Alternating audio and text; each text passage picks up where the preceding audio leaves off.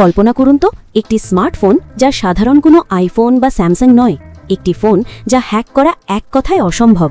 হ্যাঁ, ঠিকই শুনেছেন, বাংলাদেশের প্রধানমন্ত্রীর হাতে দেখা মিলেছে এমনই এক অত্যাধুনিক প্রযুক্তির সুপার সিকিউর স্মার্টফোন, যার দাম শুনলে আপনি হয়তো চমকে যাবেন, প্রায় 5 লাখ টাকা।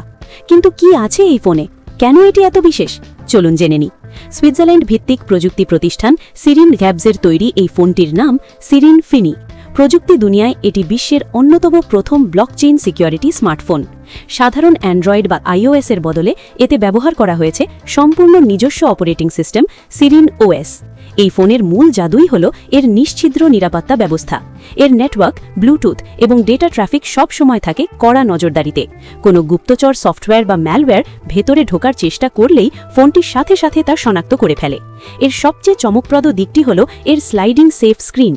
ফোনের পেছনের অংশটি স্লাইড করলেই একটি সম্পূর্ণ আলাদা ও নিরাপদ স্ক্রিন চালু হয়ে যায়, যা হ্যাকারদের ফিশিং অ্যাটাক থেকে শতভাগ সুরক্ষা দেয়।